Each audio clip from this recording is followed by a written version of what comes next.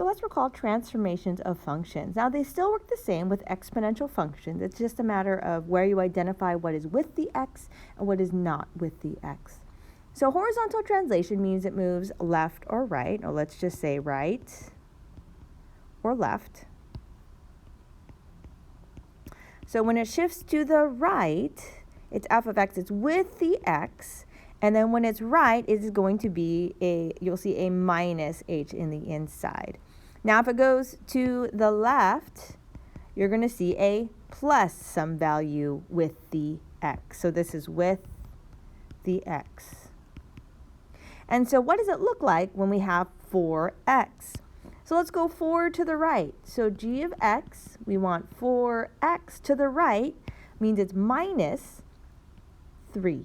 So notice it's in the exponent, with the exponent here. So 2 to the left is g of x equals 4x, and it should be a plus 2. Vertical translations, that means it moves up or down. So it's moving up, we see f of x, and then it's going to be a plus some value. And then down is f of x minus some value. So 5 units up, if we're translating 4 to the x, it's g to the x equals 4x, and then 5 units up means plus 5. Then 1 unit down, taking that same 4 to the x, then therefore it is minus 1. So that way you can kind of see it. When you see these graphs, you can recognize them, like what is a transformation. And then just to kind of look at it, 4 to the x. So if we were to graph 4 to the x, which is one of your problems on the right, you can always do a table if you need to.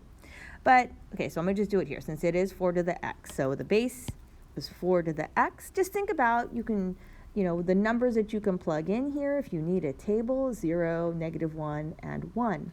So we plug in 0, we get 1, right? 4 to the 0 is 1. And then 4 to the first power is 4. And then -1 means it's a fourth. And so some of you can do that in your head as well. So what does this graph look like? So if I graph this, it is at 0, 1. And then at 1, we're at positive 4. And then at -1, we're at a fourth. And so this is what the 4 to the x looks like. So really, just looking at the base, that helps you with 1 comma whatever that value is. So it's 4, we're at 1, 4.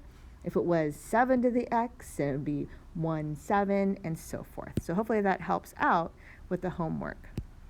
Now let's try here. Describe the transformation and then graph the functions. You're supposed to do this for homework. Let me do the first example. So let's describe the transformation. So plus 4 with the x, that means it's going to be horizontal, which means this is left 4. -2, that's not with the x, so that is -2, so therefore we know it's down 2. Now the parent function, you have to identify the parent function. The parent function is base 3 raised to the x. So let's graph that first, 3 to the x. So we're always at 0, 1, and then at 1, we're at 1, 3. Then at -1, that's at a third, right? Again, plugging in numbers. 3 to the 0 is 1. 3 to the 1 is 3.